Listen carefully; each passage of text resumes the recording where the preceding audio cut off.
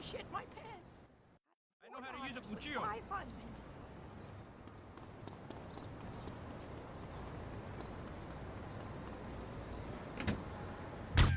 My name as a... Really getting on my nerves. Why are you waving your hands at me? Oh, I'm supposed to go to commercial. I'll be right back. Howdy. Welcome to Farewell Ranch. They say the golden years are the best years of your life, but for many seniors, they just stink up the house and make the grandkids feel uncomfortable with unwanted affection. Now, your old people can be earning you money and enjoying the final years of Farewell Ranch. It's a working farm, cattle ranch, and crematorium where the cowboys are all over 75. They'll enjoy rodeos, working in the fields, and tending all the final resting places of their new friends on Sunshine Hill. Farewell Ranch works your loved ones from sun up to sundown, and when your loved one passes away, we'll send you a free antique. Wearing as they went on. Right north. Oh.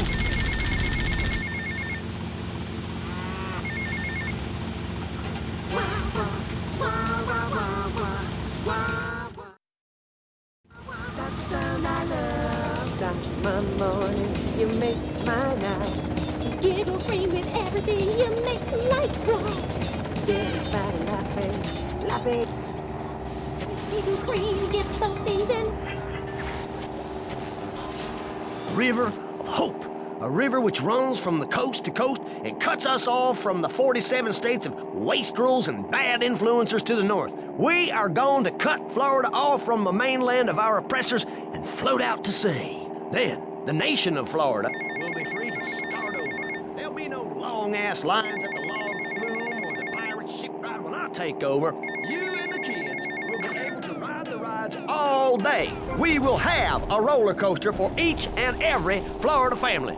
You know, you're bordering on treason. What you are saying is a very naughty thing, and only because here on pressing issues do we believe so wholeheartedly in free speech are we allowing it. It's the truth, my friend, the damn truth. And before you start, I am not a racist. I hate everybody irrelevant of other issues, but I especially hate Yankees, by which I mean anyone from Georgia or further north. Build your own theme parks, buy your own sun, grow your own damn mosquito-infested swamp, pal. We're gonna build ourselves a river. FBI, CIA, I don't give a damn. They can't stop us. You shrub. You yellow-bellied, tie-wearing, bribe-taking hypocrite. What have you done for Vice City up there in Washington? I've ensured important tax breaks for gun retailers, real estate developers, and I've cut the cost of policing, saving the city 2% or 25 cents per household over a 6-year period. At the expense of society. Think of the little people. Poor people have no voice in this city. Every time I find a park to meditate in, someone brings in a bulldozer and builds condos. The madness must stop. So you suggest we just stop making babies? People need a place to park their boat and trailer and to put their swimming pool. You're beginning to sound red, and by that I mean you prefer a hammer and sickle over a hamburger. I'm not little. I'm 5'5". It's time for corporations and all of capitalism to step aside for naturalism. You're not saving this planet. You're spending it. Your credit is no good here. We can't afford to loan you any more of our nature. Those are our trees. I only wish I could be around a little longer to enjoy it. I feel so old. Someone must take my legacy. I must train a little me. How old are you? I'm 23, but I feel much older and wiser. I know everything. I've seen a lot of the world. What does the rest of the world have to tell us about how to do things?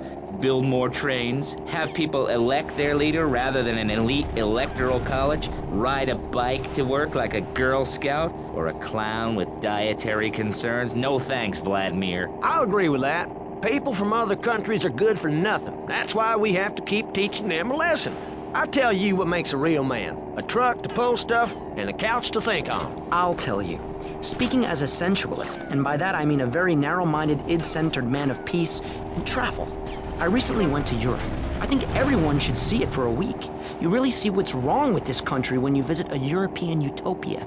Things like a journey, public transportation, healthcare, leather shorts, mustaches. When I went to Belize, I helped some villagers clear some land for an environmentally friendly coal mine. We've all got to make some sacrifices if we're going to get anywhere.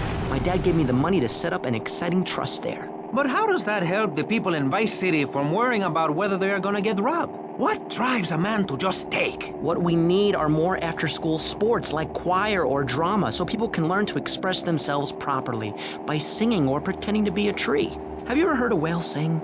It's a lonely form of beauty and some very ancient wisdom, helping people to help themselves with drama and choir and flowers and my dad's money. Listen, trust fund Tommy, your ideas are pathetic. It's no wonder that mankind has woken up one day to find me in charge, amigo. Mr. Shrub, you got elected on a campaign promising to reduce taxes to zero.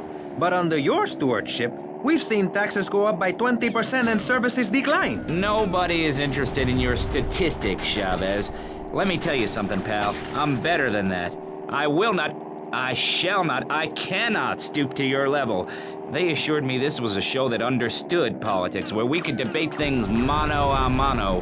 And I find myself having statistics hurled at me like so much stale confetti. We cannot boil people down to numbers. You have no idea, my friend, what it takes to serve, the sacrifices I've made to help my country, to help Vice City, the complexity of government, the hideousness of my wife, and the way her thighs grow like our national debt. Oh, sure, some people like that, but not me. It's a nightmare, my friend, and I have it thrown back at me by an ingrate like you.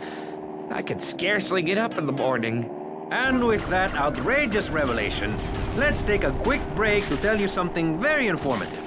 You're listening to Pressing Issues on Vice City Public Radio. Over to you, Jonathan. Hello and welcome back. I'm Jonathan Freeloader and you're listening to VCPR. This portion of Pressing Issues is brought to you by Ammu-Nation, a proud supporter of public radio and our community. We hope you're enjoying Pressing Issues and the way it challenges your view of society. Unfortunately, public radio in Vice City is under pressure. That's because we're better than everyone. You can't hear this kind of hard-hitting, long, drawn-out programming anywhere else. But you have to give money. That's right, Jonathan. Money is important. It can be exchanged for goods and services, like getting a hip replacement or funding a starving child in Australia.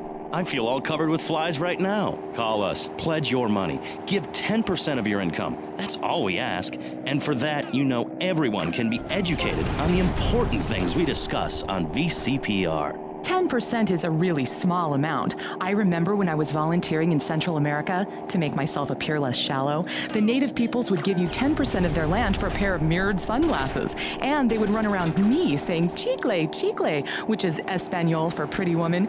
It was very spiritual, like waves. Absolutely. But remember, this radio station could disappear. The voice of unprofitable radio could be silenced. One day you wake up, roll over, and she's gone. You go into the kitchen, there's a note scrawled, the sound of a taxi leaving in the distance, a thunderstorm rolls in. It's a metaphor for my haircut, or this pledge drive. Yes, the pledge drive. Become a member. Only members or people with radios can listen to this radio station. Now back to Pressing Issues. Shouldn't we give out the phone number? Like I tell the children at the library I volunteer at, look it up yourself. No, you can't go to the bathroom, and stop crying. That's good advice. Now, back to Pressing Issues. Welcome back to Pressing Issues with me, Maurice Chavez. On our panel, we got the secessionist lunatic John F. Hickory, liberal rich kid Callum Crayshaw, and neo-fascist Congressman Alex Shrub. Gentlemen, welcome back. Let's start with you, Mr. Hickory. Why the F? For Florida. I'm a patriot. I've even got an orange grove tattooed all over my groin. Excellent. But back to the matter at hand. Public safety. How do we get guns under control in this city? By giving everyone hope, a dream of a better tomorrow, by encouraging people to grow their own root vegetables. What's the satisfaction of holding a gun in your hand when you could be holding a hoe, planting seeds in a peasant village? Keep your hoes and seeds to yourself. We don't need gun control. If you read the Constitution, it's a sacred document that should not be changed. Under our Constitution, women couldn't vote, but the liberals come in crying crocodile tears. We need to get scaremongers and non-believers, men like you, Chavez, under control. I've got a good mind to have your funding removed. We don't get any funding. Yeah, exactly. Well, good. You won't see a penny out of me. You've got to stop spreading these lies or I'll whip you myself. I'm not afraid. The Constitution asserts a man's right to bear arms and arm bearers and all points in between.